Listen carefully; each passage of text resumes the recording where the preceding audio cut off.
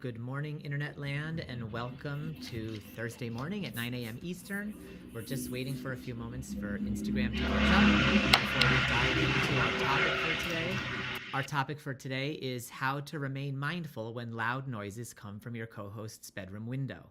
So in order to get us started on that, no, that's not really the topic. It's just that Morgan is having a tree cut down outside her window, and so that's Thursday morning at 9 a.m. Eastern. That's what you're hearing. We're just waiting for a few moments. We're live on Instagram now, and it's causing an echo on my side too. So we're all of these technical glitches, and we'll see how it goes. So in order to get us started on that, no, wow, it's not really the topic. It's just. Can you guys hear me talking? Yes, I hear you talking behind. That's never happened before. Why? Why is Instagram talking like this? It's causing an echo on my side too. Wow, this is amazing. It's like a big loop. Yeah, exactly. I'm not sure. Well, I don't know what I. Oh, here. I think I have an idea. Okay. Can you still hear me? Regular yes, I me. can hear you. I don't hear you talking behind it. Okay, so that talking behind it is the 10-second lag on Instagram. So it's just this same broadcast, but you can hear it back. So I've muted Instagram. I didn't know that it was unmuted, but I guess I was watching social media a little more loudly yesterday than I normally do from my laptop, and therefore we had this echo. Anyway, we are live everywhere. And it seems like the tree has stopped. So I'm going to dive in and give our intro while we have this shot. Welcome back to Learning with Two Life Coaches. I'm your host, Brian Hogan. This is my co-host, Morgan Barbrett. And today we are talking about fulfillment still, finding fulfillment, specifically your purpose. And can your purpose change? Spoiler alert, it can and often does. And we're going to get into why that happens, how that happens, what it feels like when that happens, and what to do about it when that happens. Good morning, Mo. Good morning. I'm excited to talk about this. I feel like purpose is one of the biggest topics that get covered with life coaching. And so this is like our wheelhouse. Yeah, exactly. And the fun thing about this topic, though, is that I think, personally, purpose is very, very misunderstood. And I say that only because I was the product of that misunderstanding myself. And so, I know how deeply I misunderstood the idea of purpose. And I'm excited to talk more about what it really is so that it can actually become this liberating thing for people rather than the sort of ball and chain around our neck of oh, you've got to find your purpose and figure out what it is and then be carried along by it. That's not true. So we're going to get into the myth of purpose, starting with that stuff, and then what causes it to shift and what it feels like and what you can do about it. So purpose, the definition is an intention, to resolve to do something, so as in resoluteness. And so that definition was surprising to me because what it really indicates is that purpose is not bestowed upon us, but purpose is something that comes from within us. We get choice about it.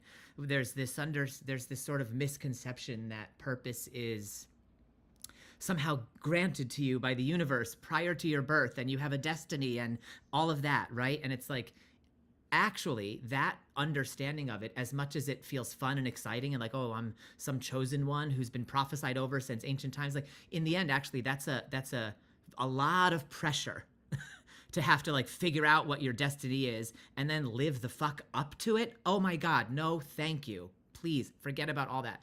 And actually, that's the truth. That's more the truth, is forget about all that, because your purpose comes from you. If we don't make the choice of what our purpose is, then the choice is going to be made for us by our cultural programming or the people in our lives who would like us to do stuff for them instead. So becoming purposeful, we regain a sense of who we really are because we are meant to be consciously choosing in our lives.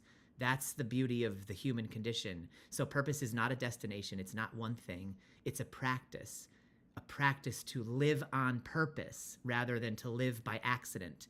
That's the idea of purpose, taking it out of this future realm of discovery and bringing it into this present moment, here and now realm of lived experience.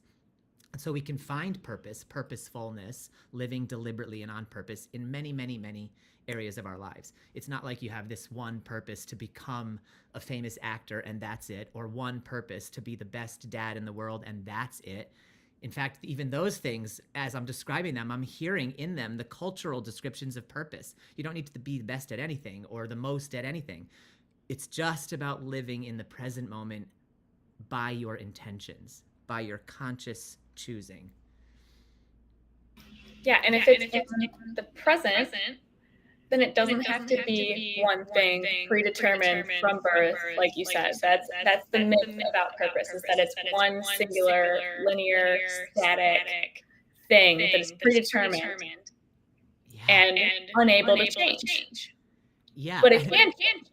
It can change. It does change. It changes so much. Not only do we have the misconception that it's something we have been granted from birth or we should know from birth, but somewhere along the line in our childhood, usually that becomes apparently false. And then the next message is, well, you've got to know by college. At least by college, like, you motherfucker. Know by then. Like, it's pretty shameful that you don't already know from birth, but we'll give you a pass. You know what I mean? You can be undeclared until you're a sophomore. But when you're a sophomore, get your shit together and know your purpose, or what the fuck are you doing still alive, right? That's the cultural message. Yeah, and I can empathize so much with students who are in college. They're like, oh my God, I don't know what I'm doing. Everybody else knows what they're doing. But the truth is, a large majority of people get out of college and then change past, 5 years into their career. There's this expectation that everybody should know what is right for them, but it takes time to figure it out. And sometimes events in your life can shift what the right thing is for you, or what feels most in integrity. And so it's so not one thing. And it's so not clear. Exactly. It's not one thing, and it's not clear. The other thing that makes this myth of purpose, that you've got this one thing to achieve or do or accomplish, the other detriment to that, A, it's limiting because it's about one thing, but B, it's limiting because it's about the idea of accomplishment, or the idea of letting your enjoyment be in the end result. Like, okay, I'm living towards my purpose, and as soon as I get to my purpose, but until then, like, that's awful, right? Like, because if you think about it, you spend most of the time of your life in pursuit of, in process. You don't spend a lot of your time in life in the result.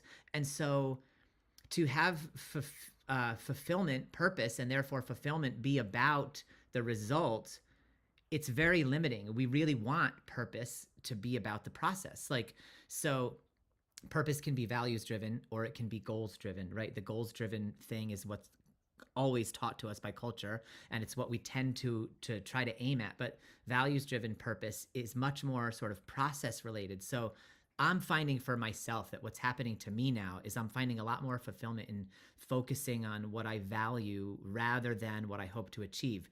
That doesn't mean that I don't have hopes for achievement.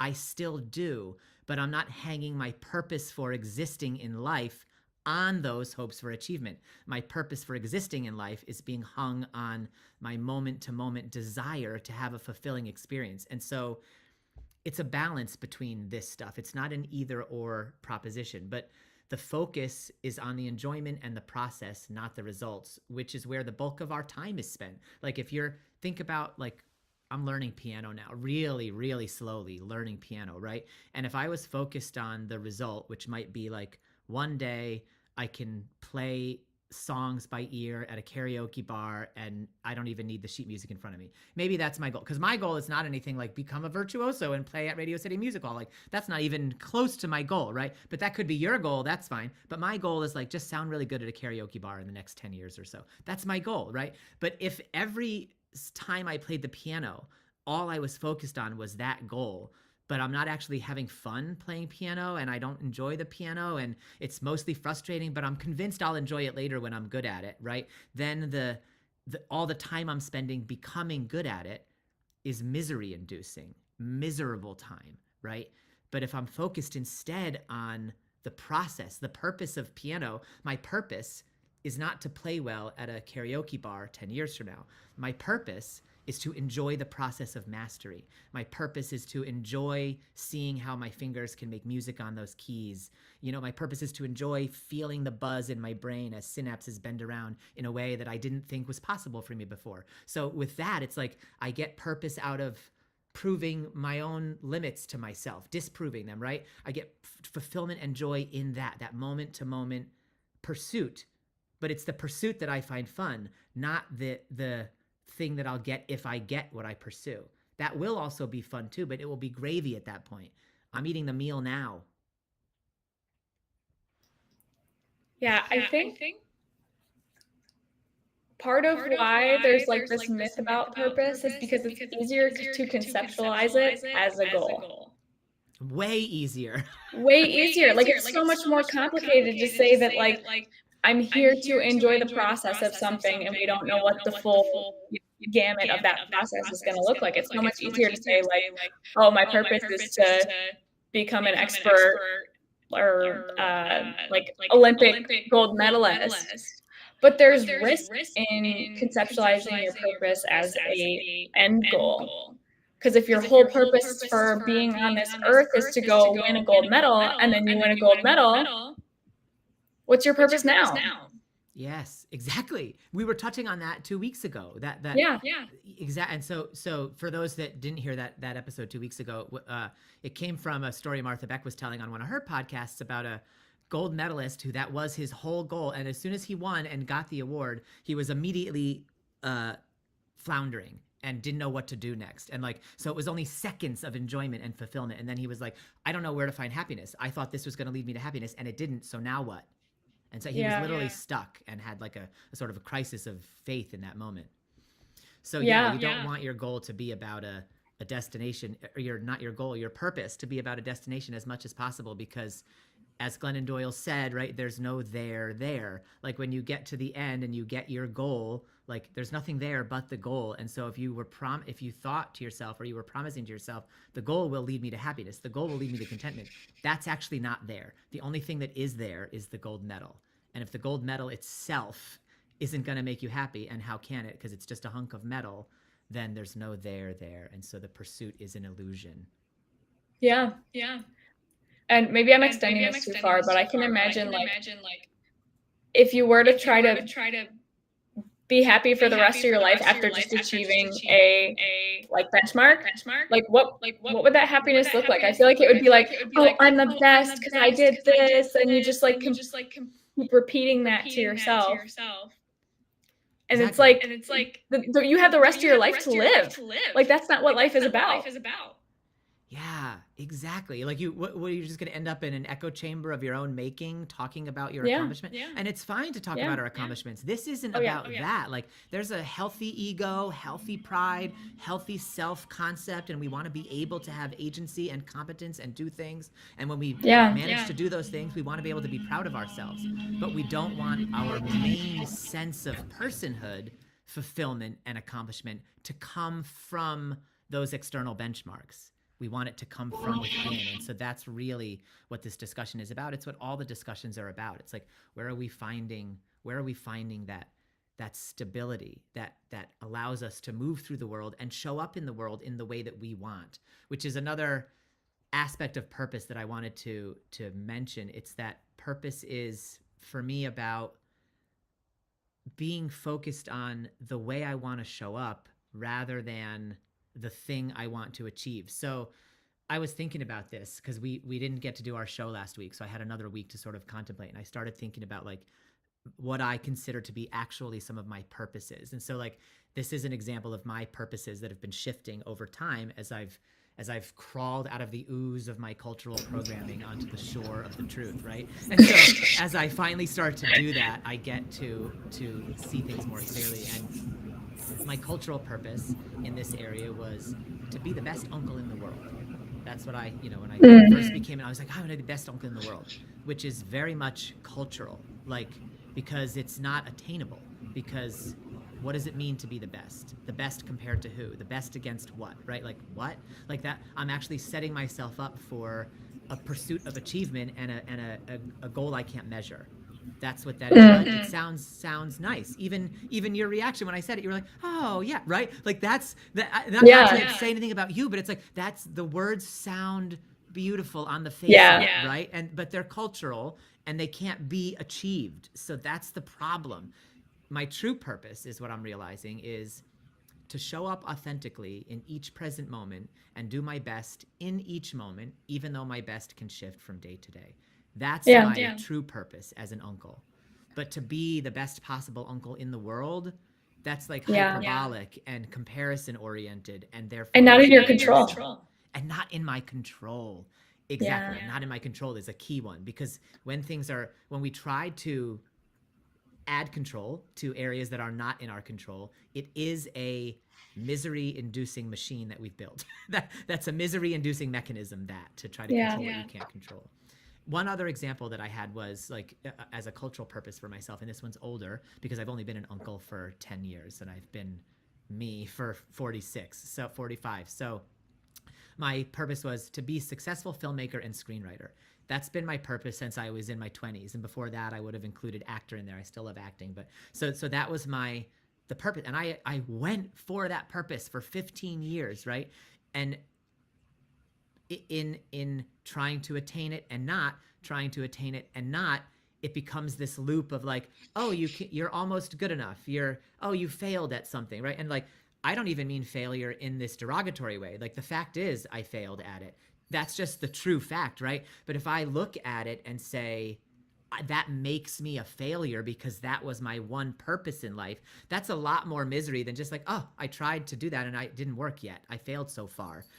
Failing so far is also different than failing, period. So it's like the ability to put room and language in, to give ourselves space apart from the normal sort of closed language, actually. So my purpose in filmmaking now, I see it this way: to enjoy telling stories in these mediums that I love as enjoyment for its own sake, and to continue sharpening my skills and honing my craft for the joy of mastery.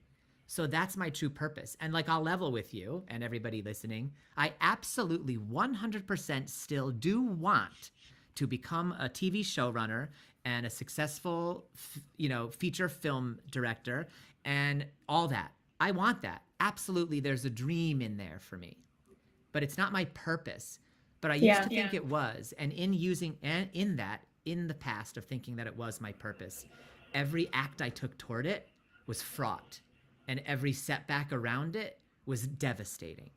Now, every action I take toward it is mostly joyful.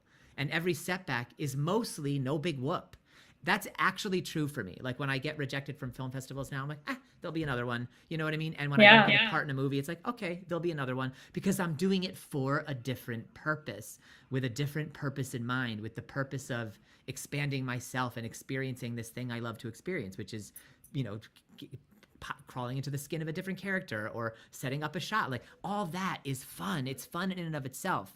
And when I looked to the future goal as the only goal, the main goal, the reason for getting out of bed in the morning, it made all the rest of it not fun at all, to the point where I gave it up at a certain point for 7 years and ran a pot shop instead, because it was no fun anymore. And pot was super fun at that time. I love all it. All this is to say, don't let your purpose be too future focused and so goal oriented. Instead, find what it is that makes you feel fulfilled. Find those processes that make you feel good, joyful, moment to moment, and get involved in those. Get involved in those things, even if you don't see how they could become a career path or whatever. Yeah. I'm feeling so inspired, Brian. I love that example. Oh yeah, thank you. I'm feeling inspired too. I want to continue to loosen my idea of my own purpose. Like one thing I'll add to is like there's this idea of the greater purpose and the immediate purpose that I've been sort of tooling around with, like as I think about like my own life. And so it's like my immediate purpose is why am I doing what I am doing right now? And my greater purpose is like, what am I hoping happens down the road as a result of what I'm doing right now. And so inherently process oriented is what I'm hearing. Yes, exactly. It's inherently process oriented. And so and it's also a way to keep you grounded in your self-awareness. So like Martha Beck in her book Finding Your Way in a Wild New World, she has this exercise about how to help people find their purpose, and she calls it like finding your ultimate purpose. And it's basically just asking a series of questions, and I'll take you guys through this exercise in a minute, but the exercise is what sort of helped me formulate this idea of the immediate purpose and the greater purpose. Because the immediate purpose, like right now, I'll even give an example. Like my immediate purpose in doing this broadcast is to expand my reach, to have a fun conversation with you, to teach about purpose while I learn about purpose. Like all of those are my immediate purpose, right? But what is my greater purpose, and what I'm hoping down the road happens as a result of this, is that our species has a giant trajectory shift away from the verbal mind to the nonverbal mind. That's one thing that I'm hoping happens. That's part of my greater purpose. Another thing that I'm hoping happens is that I can make a living from my online community, right? So that's also another greater purpose. But those are two completely different greater purposes, both served by my immediate purpose in showing up here live to share what I know and ask questions about what I don't know. And so they're linked, and they're part of a process that fulfills me, rather than the process being awful because I want the goal eventually to fulfill me, which is what culture sells us. It sells us that path. Have an awful process because the end thing is going to be worth it. But you could die before the end thing. And you know what I mean? So you really want the process to be worth it too. Please, I promise you do. Yeah, absolutely. Well, and there's also the aspect of like trying for bigger, greater purposes usually is going to involve doing things that make you uncomfortable, getting outside of your comfort zone, whatever. But there's different types of discomfort. There's like suffering, and there's like growth. Like there's discomfort that causes you to grow, and there's discomfort that breaks you down. Yeah. And you only want to be making yourself do discomfort that you know is in service of yourself. Yeah, exactly. Like the discomfort that's strengthening you rather than the discomfort that's dismantling you. Yeah. So this is great because I hope as people are listening to us talk and watching this, starting to get a sense of why purpose is not a finite thing and why it so clearly can shift and does shift.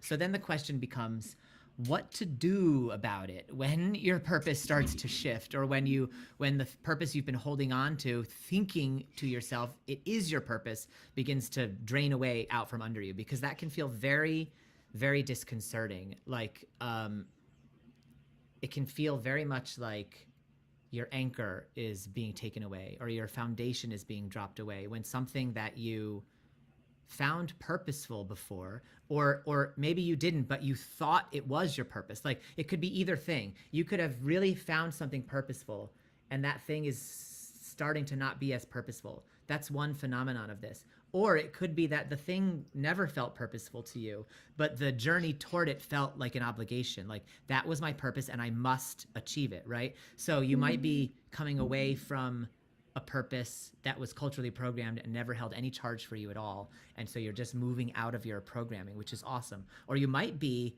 and this one's even trickier, you might be in a situation where you've been deeply pursuing something meaningful, and unbeknownst to you, for some reason, and you can't figure out why, the meaning in the thing is no longer there. But you weren't wrong. This wasn't culturally programmed. You were really onto something, but it doesn't matter to you anymore. What? Why? What do we do then? Right? Mm-hmm. So both of these can be very, very sort of disconcerting things. And a big part of it is going to be, don't do much of anything at all in the very beginning. Just be. Like when you're noticing a big shift in your trajectory, your aims, your goals, your direction, anything like that, that's a sign that your purpose may be shifting, or that you might have been off purpose and now you're trying to get back on purpose. And in those situations, the cultural remedy would be figure it out really fast and get back on purpose. But the cultural remedy, as per usual, is backwards and ineffective. And so don't do that, okay? Instead, notice that what you're going through is a loss. It's a loss of certainty. It's a loss of direction. It's a loss of clarity. and all loss needs grieving. And so we would want to, because culture also tells us to grieve efficiently, build a stiff upper lip and move on. So it's a natural thing in our gut, in our body, in this culture, to go, ooh, I'm feeling all kinds of emotions, and let me just skip over those and get to work, right? And so that's what you will want to do when you sense your purpose draining away or shifting, is shove the emotions right down that drain too, and then get to work on something else. But that won't work long term, because what it will essentially have you skipping is the process of self-reflection that leads to deeper clarity. And that deeper clarity, as we were talking about in episode 1, is the foundation on which to build a fulfilling life. And your fulfilling life and your purpose are never, ever, ever, ever, ever, ever at odds. And if they are at odds, you're living by accident, or you're not on your purpose, right? Like one or the other. So your fulfillment is your birthright. And when you're in a shifting place like this, you don't want to jump from one thing to the next. You want to slow it way down. Grieve the loss of what you thought you knew. And then in that process of grieving, in that process of space that you allow, figure out what's intriguing to you next.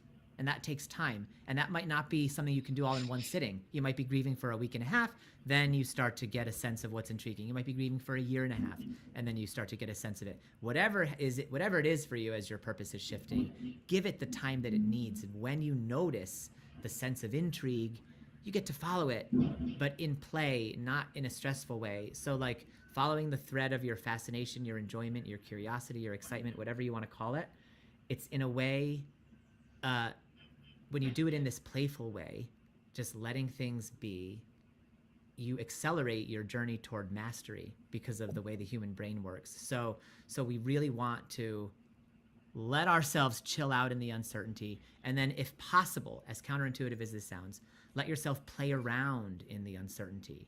Let yourself experiment and become curious in the uncertainty. It is knee-jerk in our culture to become concerned about the uncertainty, to become guarded about the uncertainty, to want to do something about it. There is nothing to fix it. Yeah, to fix it. And there's nothing to do about it. The uncertainty is your teacher. In the uncertainty, you will get lots and lots of information. But if you run from the uncertainty towards trying to be certain about something, you will be skipping over all of the small, whispering intuitive nudges that hang out in that uncertainty, but are drowned out by the culture of certainty. Well, you're supposed to do this. When this happens, do this. That's culture, and it drowns out your intuition.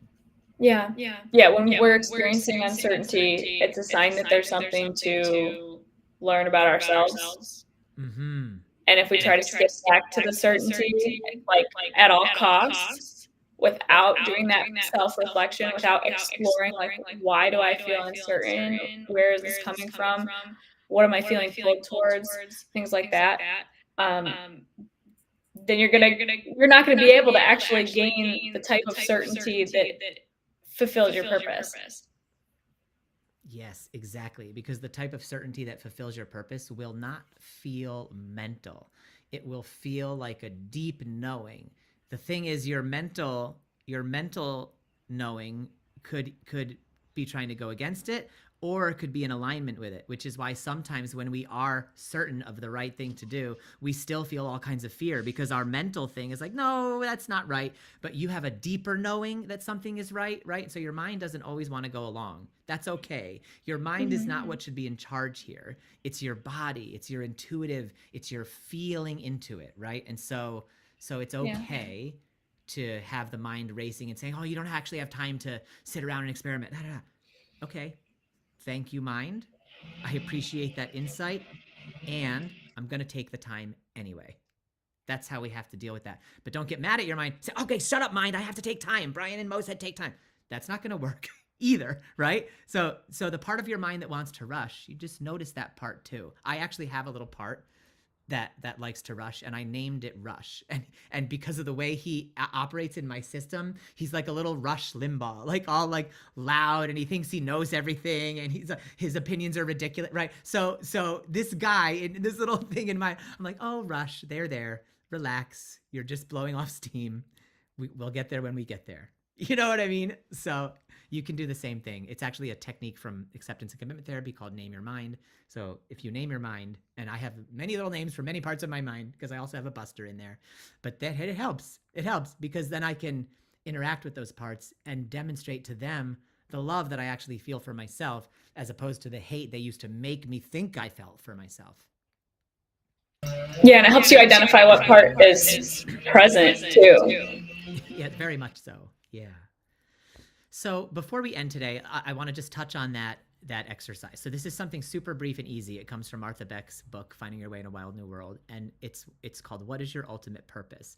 The point of this exercise is to help reveal our values to us, things that are an end in themselves, things that are their own excuse for being, like I want to live comfortably and enjoy my life. Well, what's your purpose for that? To have an enjoyable life, right? So that's the end of it. That's circular. Like there's no purpose beyond that. When you have a purpose like that, that's a value. That's an end in and of itself. And so you ask yourself in your day, excuse me, wherever you want to start with this exercise, you can. So you take your day and you look at your day and you say, I have these things to do today. What's my purpose in doing X? What's my purpose in doing Y? And what's my purpose in doing Z? And it could be anything. So for example, if it was my sister, I might say to her, like, what's your purpose for picking up Charlotte at school? She'd be like, what do you mean? What's my purpose? I have to, because I have to, right? But really, we don't actually have to do anything. She could just let her daughter stay there and have a miserable life, right? But so she's not going to. She's going to. So what's your purpose for picking up your daughter from school? Because I want my daughter to have a loving and safe afternoon. Okay. What's your purpose for wanting your daughter to have a loving and safe afternoon? Because I want her to have a good experience in her life. Okay. What's your purpose for wanting her to have a good experience in her life? To have a good life. Right? So then you're at the end. That's the ultimate purpose. So your ultimate purpose is to make sure your kid has a great life. That's your ultimate purpose in the area of kids. It's not your ultimate purpose, period, right? The purposes are myriad and shifting. And so this process of inquiry that I'm describing, it's not like you do it just like I described, and now you know for sure that's my ultimate purpose when my kids are concerned. Well, you're clear on your ultimate purpose where your kids are concerned today. And tomorrow you can ask yourself that same series of questions, and the next day and the next day. Ultimately, over time, what happens as you do this exercise is you realize for yourself that your ultimate purpose in many, many areas is something very similar, though not the same. And it's oftentimes something along the lines of, I want to live well, I want to help others live well, and I want to promote the joy of all beings, right? When you get to that purpose, not because I said so, not because you heard me say it here, but because you do your own process of inquiry and it becomes the truth within you. Because spoiler alert, it's already the truth within you, but you don't realize, right? Like we don't realize these things, but everyone's out there trying to pursue a comfortable life. So when you get to the heart of that, when you strip away everything that culture has put on you and you can see your truth for itself, why do my proclivities drive me the way they drive me? Then you have clarity. And in that clarity, you have freedom. In that freedom, you don't suffer. And without suffering, you can pursue the cultural purposes and they'll be more fun because you won't be attached to them anymore. And what I'm noticing about when you kind of drill down into that inquiry process, that when you get to the end point of like, what is the ultimate purpose of this thing, they all sound more process oriented. Yeah. Say more about that. What do you mean by that? So our listeners can understand. Like to have an enjoyable life. Like it's things that are only achieved through how you are showing up in the present moment, not through achieving an end future goal. Yes, right. Oh my gosh, exactly. That's a great way of putting it, right? So even the end itself is a process. To have an enjoyable life is not a one-time, it's not a moment thing. If I'm going to have an enjoyable life, I'm going to be doing that the entire process. Yeah, thank you. That's great. So that's it, everybody. Your purpose is day to day, moment to moment, and it's up to you.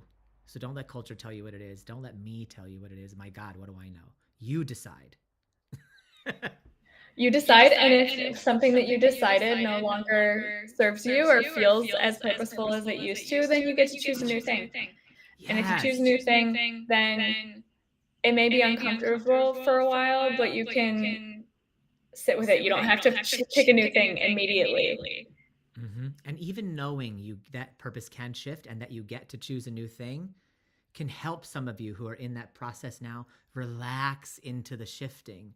You're in the process of choosing. Think about it like bring the energy to the shifting purpose that you would bring to browsing in your favorite store in the mall. It's just a choosing process. You don't rush around that store. You drove there across town. This is the one time you get to go all spring. So you spend your time in that store and you look at every blouse and you touch the embroidery and you look at the buttons and you feel through it, right? That's the process when your purpose is shifting too. You're just browsing for another blouse and there's no rush. In fact, you like browsing. Have fun. Yeah. That's your favorite store. And you're not trying to make any particular thing fit for you. You're literally walking around and waiting for something to speak to you, waiting for something to like call to you. Like if you ever been shopping, sorry about the noise. If you ever been shopping and found like a piece of clothing that is just like, that is me. That is me. That happened to me last week. I went to my favorite store and there was one blouse that just was like glowing. Yeah. And I put it on and I was like, this is my new favorite piece of clothing. I brought it home. And on a tag, the blouse was actually named Morgan. Whoa. And I was like, oh my gosh. But it's like, that's how purpose can hit you. It's like, it like once you find it, it's like, yes, that's it. But you can't force that. Exactly. You can't force it. And then once you find it, don't get married to it because in a year and a half, that blouse might not hold the same charge for you. And that's fine. It might not. It doesn't mean it wasn't part of your purpose now, right? It doesn't mean anything. We don't want to add meaning to it. So you can have this exciting purpose and that lightning bolt moment. And then 2 years from now, it's different. That's okay. It doesn't negate the meaning of this. It's ongoing. So everybody, thank you so much for being here today. We went a little overtime and I want to respect everybody's time. So we'll leave it there. But thank you all so much for tuning in. If you're listening to this from the future, we appreciate that too. We will be back again next week on Thursday at 9 a.m. Eastern to talk more about finding your fulfillment, topic TBD. Stay tuned. Love you all. Bye.